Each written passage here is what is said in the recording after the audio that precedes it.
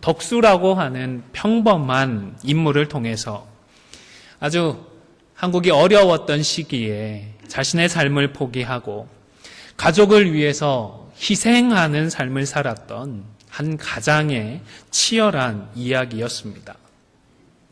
이 영화는 흥남철수에 대한 묘사로 시작을 했습니다.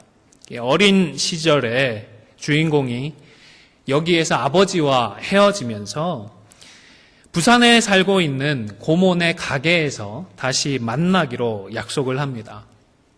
그러나 아버지와의 이 약속이 마지막 약속이 되고 아버지는 다시 만나지 못하게 됩니다.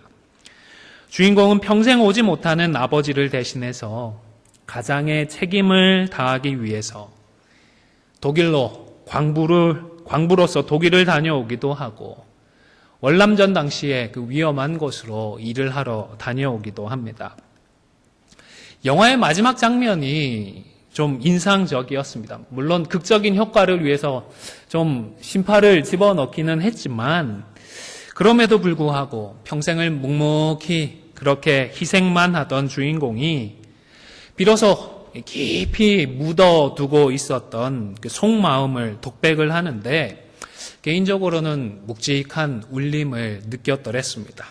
부산 사투리로 이렇게 얘기를 했습니다. 아버지, 내 약속 잘 지켰지에. 이만하면 내 잘 살았지에. 근데 내 진짜 힘들었거든요. 우리에게도 짊어져 왔던 각자의 삶의 무게들이 있는 줄로 압니다. 그 무게를 감당하기 위해서 자발적이든 비자발적이든 간에 많은 것을 희생해 왔습니다. 너무너무 힘든 순간도 있었지만 절대로 포기할 수 없었기 때문에 그 분명한 이유가 있었기 때문에 지금까지 감당해 오고 계시는 줄로 압니다. 그런데 여러분, 구원받은 우리들에게 주님께서 당부하신 것이 있습니다. 그리스도의 증인으로 살아야 한다 말씀을 하셨는데요. 이 사명은 과연 어떤 성격의 것일까요? 상황이나 조건에 따라서 잠시 미뤄둘 수 있는 것일까요? 아니면 그럼에도 불구하고 우리가 꼭 감당해야 하는 것일까요? 적어도 오늘 본문에 나타난 성도들에게는 복음을 증거하는 것이 상황이나 형편에 따라서 미루어둘 수 없는 그런 사명이었습니다. 오늘 본문 19절에서 말하는 그때에라고 하는 이 단어는 바로 앞절인 18절의 말씀과 연결되는 것은 아닙니다. 이 헬라어 단어는 장면이나 사건을 단순하게 전환할 때에도 사용이 됩니다. 그래서 우리말로는 한 편 정도로 번역을 하는 것이 제일 무난하지 않을까라는 생각을 합니다. 아니면 공동 번역에서처럼 아예 번역을 하지 않고 그냥 넘어가는 것도 괜찮은 번역이었다라고 생각을 합니다. 사도행전 7장에서 스데반이 순교를 합니다. 그리고 8장에는 예루살렘 교회 가운데에 큰 박해가 일어납니다. 이때 환란을 피해서 예루살렘을 떠났던 성도들이 있는데 그 당시 예루살렘 교회가 최초의 교회이고 아직 성교에 대한 본격적인 눈들을 가지지 못했던 시기이다 보니 예루살렘을 떠나면 계속해서 성도들을 가르쳐주고 기도해주고 도와줄 지도자들이 없었습니다. 사도들은 여전히 예루살렘에 머물러 있었던 것입니다. 영적인 도움을 받기가 힘든 상황이었습니다. 또 예수를 믿는다는 것, 이게 마냥 복되고 좋은 일만은 아니었습니다. 현실적으로 보면 유대인들의 주류 사회로부터 완전히 배척을 받는 그런 상황에 처하는 것이었습니다. 예수를 믿기 때문에 감옥에 갇히기도 하고 심지어 처형을 당하기도 합니다. 그런 상황을 잘 알다 보니 복음을 듣는 사람들 입장에서도 부정적일 수밖에는 없는 안타까운 상황이었던 것입니다. 그러나 정말로 이름도 남겨지지 않은 이 귀한 성도들은 자신들에게 아무런 영광조차 없지만 계속해서 복음을 전했던 것입니다. 사도 바울은 영적인 아들 디모데에게 편지를 하면서 비슷한 맥락의 교훈을 권면을 했던 적이 있습니다. 디모데후서 2장 2절의 말씀을 화면을 보시면서 같이 읽도록 하겠습니다. 시작. 너희는 말씀을 전파하라. 때를 얻든지 못 얻든지 항상 힘쓰라. 바울이 디모데에게 이 권면을 했을 때에 디모데나 그리고 디모데가 속했던 교회의 상황은 과연 좋았을까요? 아닙니다. 계속 이어진 3절과 4절의 말씀을 제가 읽어드리면 때가 이르니니 사람이 바른 교훈을 받지 아니하며 귀가 가려워서 자신의 사역을 따를 스승을 많이 두고 또 그 귀를 진리에서 돌이켜 허탄한 이야기를 따르리라. 상황만 보면 디모데의 그 처한 상황도 좋지 않았고 점점 나아질 것이 아니라 심지어 점점 나빠질 상황에 있었던 것입니다. 그럼에도 불구하고 디모데를 아끼고 사랑하는 마음, 그리고 무엇보다 구원의 은혜를 베풀어 주신 우리 하나님을 향한 그 사랑의 마음으로 바울은 디모데에게 5절의 말씀을 다시 당부를 합니다. 화면을 보시면서 5절 말씀은 함께 읽도록 하겠습니다. 시작. 그러나 너는 모든 일에 신중하여 고난을 받으며 전도자의 일을 하며 내 직무를 다하라. 힘들지만 그래도 고난 중에라도 쉬지 말고 직무를 다하라고 권했던 것입니다. 여러분, 왜일까요? 힘든 상황이고 어려운 상황인 걸 뻔히 알면서도 그럼에도 불구하고 왜 복음을 전하라고 바울은 권면을 했을까요? 하나님께서 우리에게 이미 베풀어 주신 그 구원의 은혜와 사랑이 얼마나 크고 귀하고 놀라운 것인지를 잘 알기 때문인 것입니다. 우리가 우리에게 베풀어 주셨던 그 부모님의 사랑을 이해하면 이해할수록, 헤아리면 헤아릴수록 부모님에 대한 효를 더 다하게 되는 것처럼 하나님께서 우리를 어떻게 사랑하시고 어떤 은혜를 베풀어 주셨는지를 우리가 헤아리면 헤아릴수록 이 복음에 대한 직무를 신경 쓰게 되는 것입니다. 정직하게 이야기해서 복음을 전하는 사명을 감당하기에 우리 안디옥 교회의 상황도 녹록지는 않습니다. 물론 과거보다는, 이전보다는 많이 좋아졌습니다. 모두가 복음을 위해서, 복음의 영광을 가리지 않기 위해서 조심을 하고 있습니다. 그러나 이미 나버린 소문들을 극복하는 데에는 시간이 필요합니다. 좋은 소식들로 새롭게 인정을 받기 위해서는 시간이 필요한 것입니다. 오늘 본문에서도 보면 바나바가 5가지 가서 누구를 데려오죠? 바울을. 오늘 본문에서는 여전히 사울이라고 표현을 하지만 다소에서 오랜 기간 머물러 있었던 바울을 데리고 옵니다. 갈라디아서 2장 1절에 보면 14년 후에 네가라고, 여기서 네가는 바울입니다. 바나바와 함께 디도를 데리고 다시 예루살렘에 올라갔더니 했습니다. 그러니까 바울의 2차 예루살렘 방문은 첫 번째 방문이 있은 이후 14년이 흘렀습니다. 그리고 오늘 본문에서 바나바가 바울을 찾아와서 1년 정도를 안디옥에서 함께 사역했던 것을 감안을 하면 한 13년 정도는 바울은 아무 곳에서도 자신을 드러내지 않고 뭐라고 할까요? 제하에 숨어 있었다라고 표현을 해야 할까요? 사도 바울이 어떤 사람입니까, 여러분? 누구에게도 뒤지지 않을 능력과 실력이 있었습니다. 뜨거운 영적인 체험이 있었습니다. 복음의 사역을 위한 누구보다도 그 뜨거운 열정 또한 있었던 것입니다.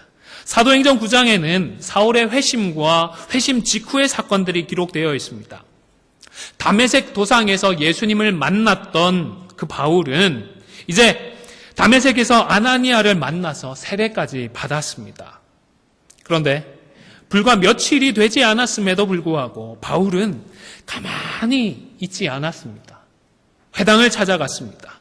9장 20절의 말씀을 보시면 즉시로 각 회당에서 예수가 하나님의 아들이심을 전파하니 했습니다.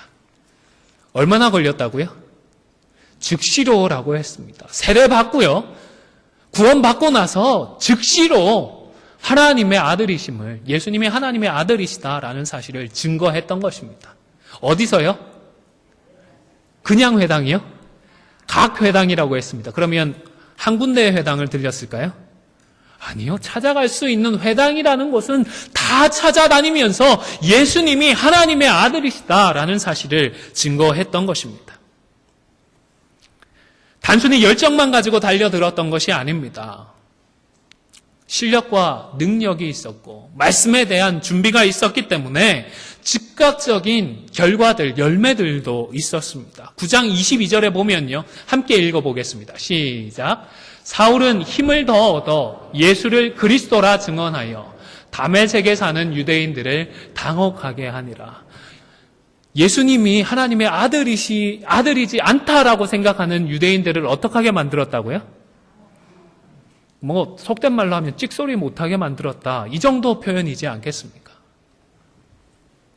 그런데 정작 이런 바울에 대한 다른 성도들의 반응은 냉담했습니다. 부정적이었습니다.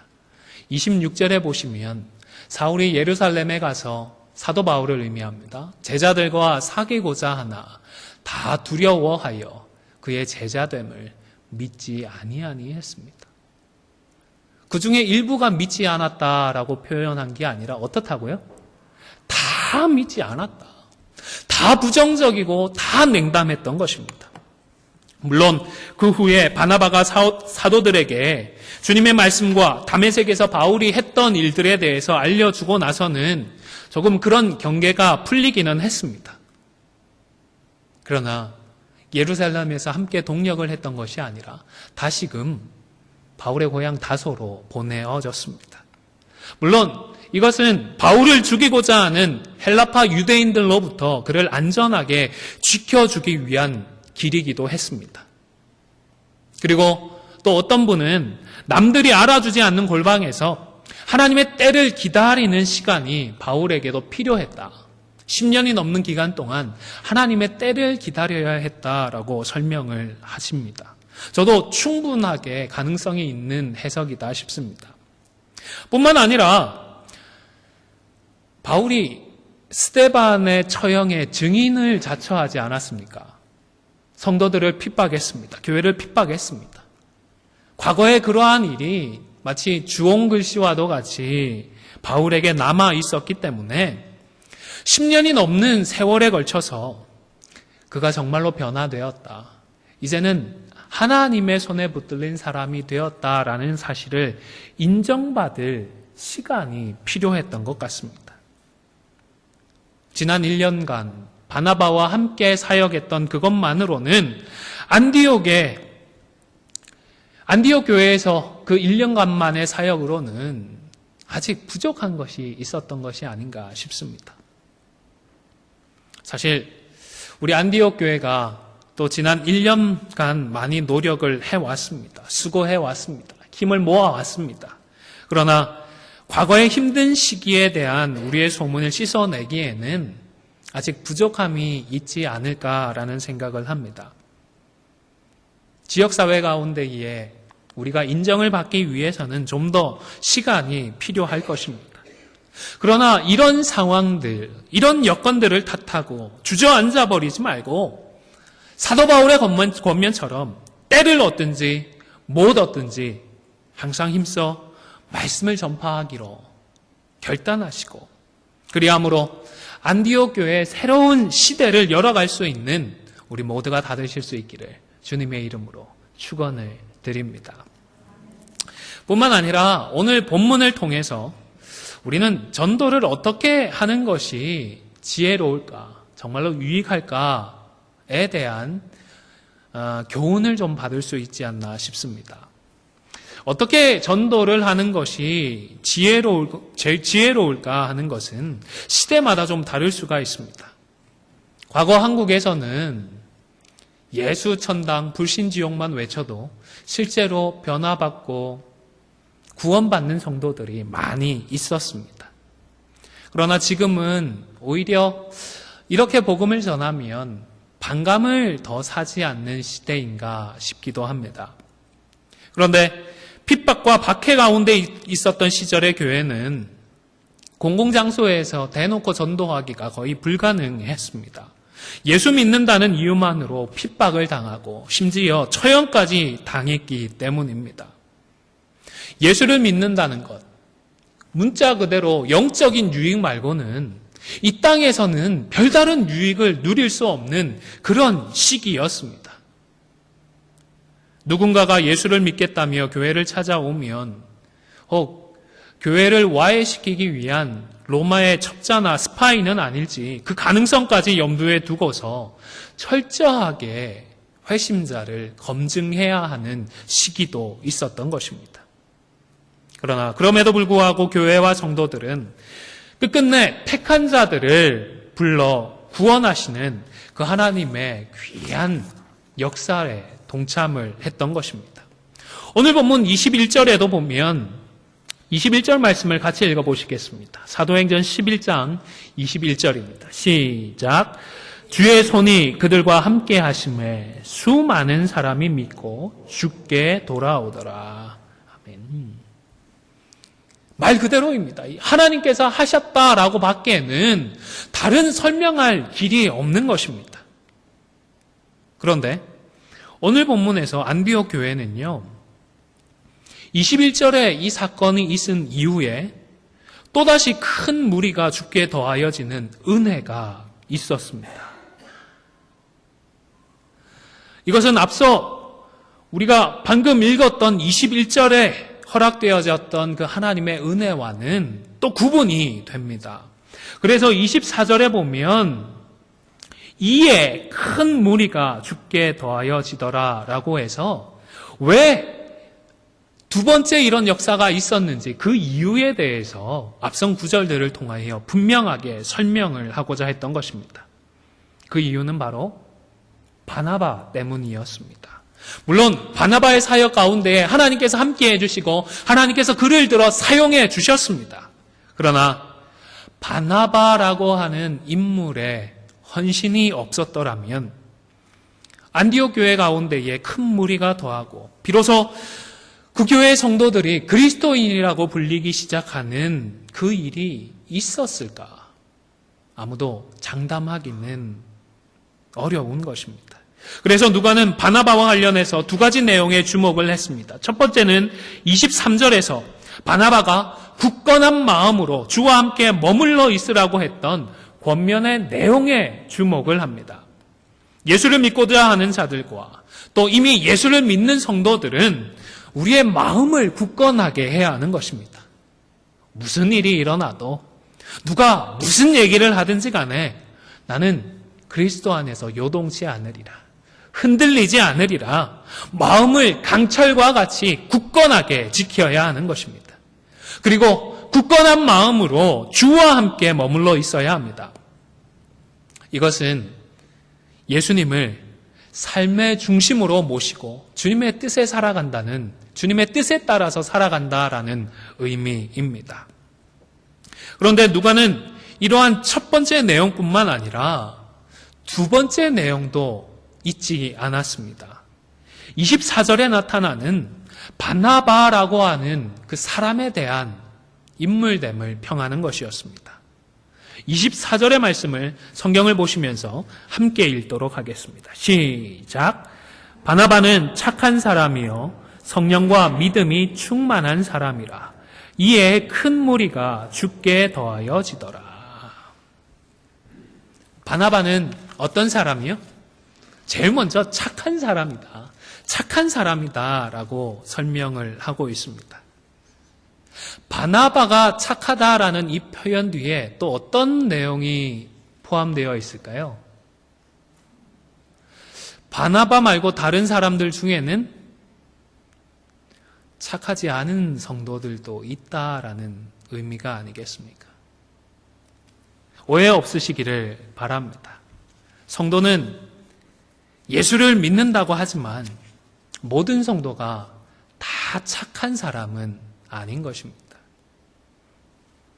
착한 사람으로 변해가는 것, 예수님을 닮아가는 것, 그 과정에 있는 것은 분명합니다. 그러나 실제적으로 다른 사람에게 인정을 받고 열매를 맺을 정도로 그렇게 착하게 변화되지 않은 성도들도 교회 가운데는 있을 수밖에 없는 것입니다. 아마 여기서 착하다라는 표현은 바나바의 별명과도 관련이 있지 않을까 싶습니다. 바나바가 어떤 별명을 가지고 있죠? 기억하십니까? 어떤 아들이요? 위로의 아들이라는 별명도 있고 권위자라는 별명도 있습니다. 다른 사람을 잘 권하고 위로해주는 사람이다라는 별명도 있습니다. 다른 사람을 권하고 위로해주는, 마치 성령 하나님께서 우리에게 역사해 주시는 것과 같은 그런 모습을 착하다라고 평가한 것이 아닐까 싶습니다. 뿐만 아니라 바나바는 성령과 믿음이 충만한 자라고 했습니다. 여기서는 굳이 성령 충만과 믿음 충만을 구분할 필요는 없겠습니다. 같은 표현인데 조금 다르게 거듭 표현하면서 강조를 하고 있다 이해를 하시면 되겠습니다. 그래서 칼빈 역시도 여기서의 믿음은 성령 충만함의 한 예이다라는 정도로 설명을 했습니다. 우리 성도가 성령 충만, 믿음 충만을 하게 되면 그것을 통하여 선물로 받는 것이 참 많이 있습니다. 그래서 신앙생활과 복음사역에 많은 유익을 받을 수가 있습니다. 그런데 여러분, 그 많은 것들 중에서 성령 충만함의 핵심은 무엇일까요? 최종적인, 하나님께서 우리에게 성령 충만을 허락하시는 최종적인 목적은 무엇일까요? 그것은 우리로 하여금 따라해 보실까요? 그리스도께 복종하도록. 조금 졸리시는 것 같은데요. 그리스도께 복종하도록 한번 잠이야 물러가라 하면서 크게 한번 선포해 주십시오. 그리스도께 복종하도록. 아멘. 고린도후서 2장 4절에서부터 5절의 말씀을 화면을 보시면서 같이 읽도록 하겠습니다. 시작. 우리의 싸우는 무기는 육신에 속한 것이 아니요 오직 어떤 견고한 진도 무너뜨리는 하나님의 능력이라.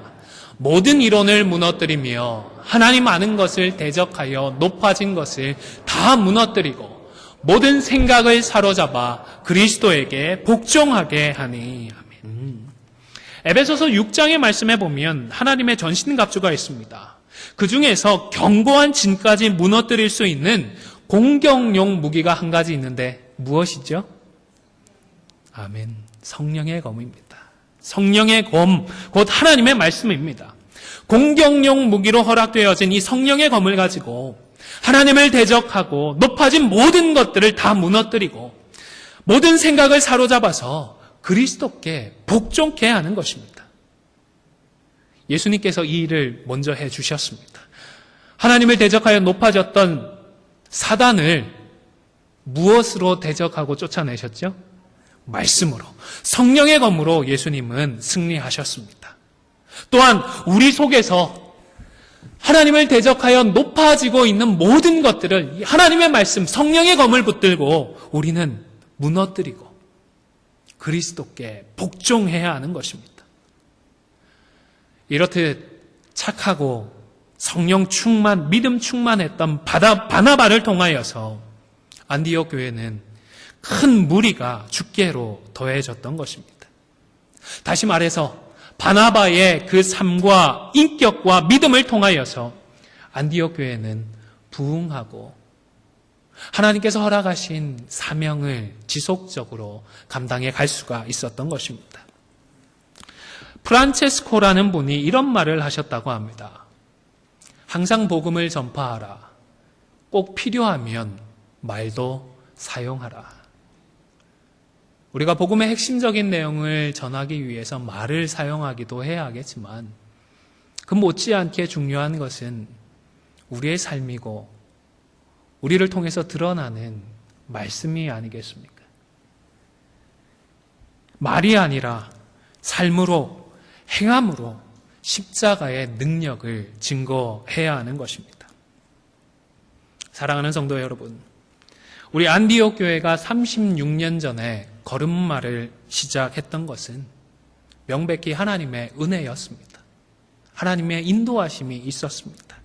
그리고 이곳에 대지를 마련하고 예배당을 건축했던 것도 하나님의 손이 함께 했기 때문인 줄로 믿습니다. 이제 한동안 어려웠던 상황들, 힘들었던 상황을 뒤로하고 우리도 새롭게 도약하기를 소망하고 있습니다.